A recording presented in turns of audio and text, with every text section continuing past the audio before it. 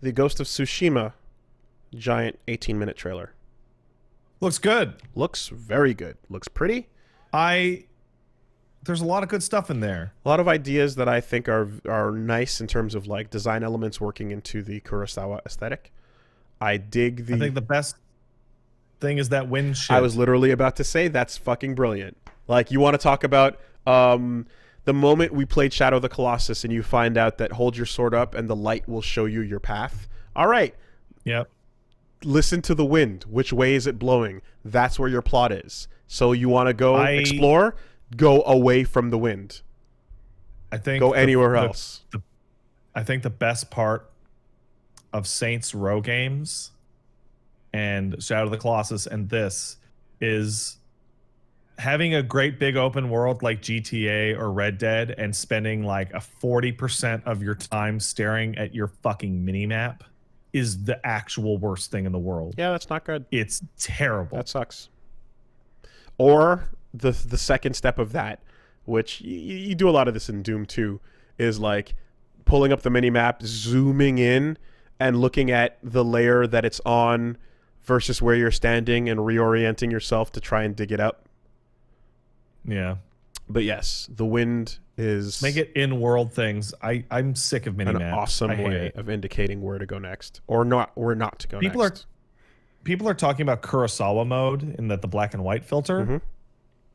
I think that thing looks terrible. And I'm not saying that because it's in black and white. I think that it looks really muted and faded, and the contrast isn't high enough. And that's it doesn't look like a black and white movie. No, that's yeah. So to not get too fucking I don't know, like fart smelly about it. When you do things in black and white, whenever you go monochromatic, you can tell when someone takes a scene or a video or anything and just turns the color off versus turns the saturation off, desaturates it completely, versus when it was planned to be that way. And the ultimate thing is because of the contrast. You will see larger definition.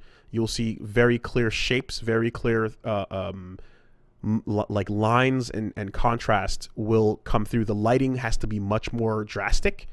Otherwise, you get blurs of gray that fade together. And so if you want to hear what I'm talking about, type in black and white Tsushima, right, into Google, and you'll see some cool images of a black and white filter. And then you type in black and white Kurosawa into into Google, and you'll notice a difference. The filter Tsushima is looking at is desaturated, and it is defined by the color gray. Yeah. Kurosawa films are defined by the colors black and white. Exactly. Like, it's super, super, super intense. Gray is your like mid filler, and it is a very muted aspect compared to the black and the white. And it's the difference between when it comes to movies. It's the difference between again, like the final scene of Sin City versus the rest of the movie, where you can tell it was just shot and then decolored, and desaturated, versus movies that are like shots that are set up and even digitally altered in some cases to fucking have increased contrast. But there's a huge difference. When you just when you make something grayscale and it wasn't meant to be, it looks worse. It just looks worse. Now, the reason why I'm being so harsh on this is because they're literally in the trailer going like, we fucking love black and white samurai movies like Kurosawa. We wanted to make the game look like that. And it's like, it doesn't look like that. It is cool, but it is a significantly different aesthetic. Film noir is not film gris. Yeah. C'est noir. I think, so that's true. The samurai cinema mode is a little bit, it's clearly not made for that. However, the game is still looking incredible. A lot of really cool features. Like we said, the wind blows in the direction of your next objective. But there's also little things where, like, while you're riding, if a if a bird flies near and starts going in a direction, you can follow that bird to a side quest. Somebody played a lot of Shadow of the Colossus. You know, like the birds that literally fly by in the background. If you follow their point of interest, they might lead you to something. Or an animal, you see a fox, you see something. If you just go investigate, these things might lead you places. Now, we've been on this. This is not our first rodeo. We've seen pre-release gameplay breakdowns before. This is probably the extent of it, right?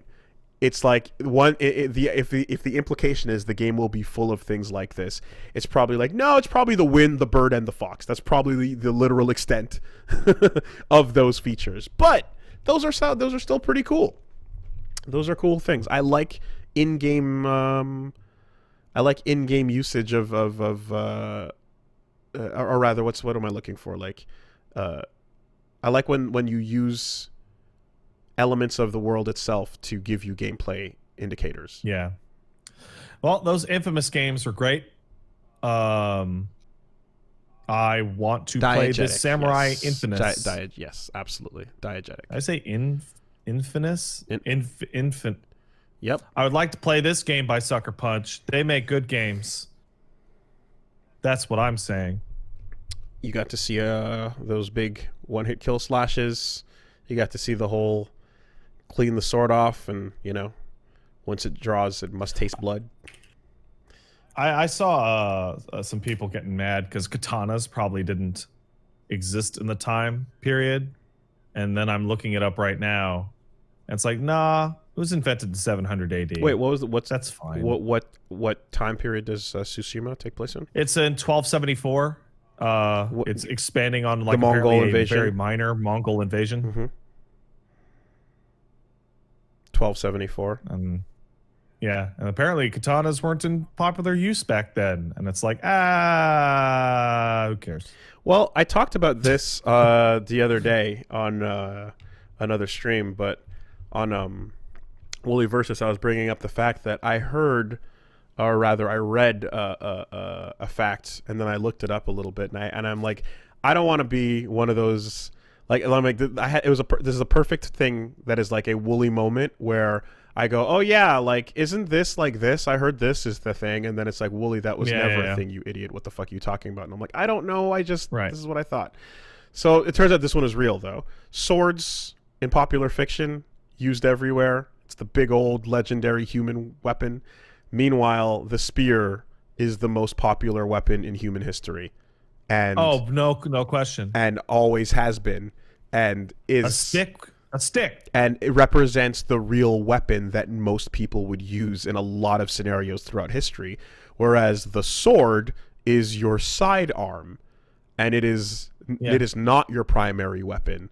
You know? Oh man, this dude got in real in here. A stick with a fucking blade on the end, a pointy stick, is really good for keeping people far and dead. And those are what you want them to be. Far and dead. But swords are cool, and that's reason enough for them to become the #1 mythical weapon item used everywhere in all fiction. So here's the bummer that I always felt about that. Spears are really cool. Mm-hmm. Spears have cool things. Mm-hmm. You can twirl them. Mm-hmm. You can hit people with the bottom part. Mm-hmm. It's cool. But they're not as fancy legendary as the sword. It's true. The sword is thrust. I like a halberd or like a bardiche. You know, some big fucking fancy slash. Spear axe. Pole arms are cool, is what I'm saying. Pole arms are rad. I had a D&D character that used a faux shard. I was very happy with it. That's cool, man. Faux shards are cool. So yeah, Ghost of Tsushima. When's that? Is that July? Ghost of Tsushima. When is that? Ghost of Sushi. When the fuck is that? That's gonna come out July 17th.